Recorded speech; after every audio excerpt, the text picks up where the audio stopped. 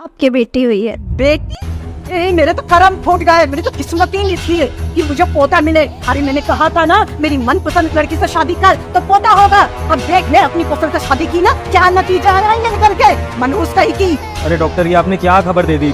इस लड़की को यहाँ पर लाने से अच्छा है ना कि आप इसको किसी और को दे देते, या फिर इसको पैदा ही मत होने देते। ये कैसी बातें कर रहे हैं आप लोग? शर्म आनी चाहिए आप लोगों को। और क्या करें? अरे ये बोझ है, बोझ हमारे सर पे बोझ। अरे इसको पढ़ाओ लिखाओ, जब बड़ी हो जाएगी तो शादी कर दो। हमारी किस काम की है ये? अरे अगर पोता हुआ होता तो उसको पढ़ाते लिखाते, कम से कम हमारा बिजनेस तो संभालता, और कल को उसकी शादी करते तो कम से कम दहेज लाता, एक सुंदर सी बहू लाता, हमें खुशी मिलती। और इससे क्या मिलेगा हमें? अरे जब एक लड़की होती है ना तो बाप को हमेशा हाथ जोड़े खड़े रहना पड़ता है। क्या फायदा इस लड़की का? बकवास बंद करिए आप लोग अपनी। अरे आप एक खुद औरत है और औरत होके ऐसी बातें करनी है एक बेटी के लिए?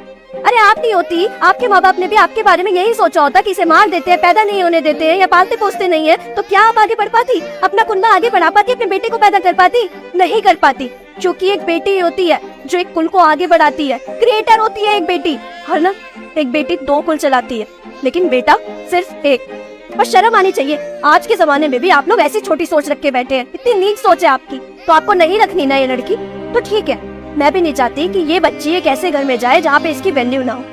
अरे मैं पाल लूंगी इसे, और मैं नहीं पालूंगी तो किसी ऐसे परिवार में दूंगी जहाँ पे इसकी वैल्यू हो, जहाँ पे बेटियों को लक्ष्मी का रूप माना जाता हो, उनकी परवरिश करनी आती हो। आप जैसे लोगों को नहीं, जिन्हें सिर्फ एक बेटा चाहिए हो और बेटी की कोई वैल्यू ना हो। हाँ ठीक है, लेके जाइए सब। लेकिन हाँ, अब तो मैं चाहती हूँ कि आप जैसे लोगों के घर में एक लड़का हो, और ऐसा लड़का हो जो बड़ा होने के बाद ना आपको वृद्धाश्रम छोड़ के आ जाए, बिल्कुल आज के लड़कों की तरह जो अपने माँ बाप को कुछ नहीं समझते हैं। और मैं भगवान से दुआ करती हूँ कि ऐसा लड़का ही दे वो आपके घर में। रुकिए मैडम, रुकिए। मैडम, हमसे बहुत बड़ी गलती हो गई। मैं अपनी बच्ची को इतना बुरा भला बोलने लगा।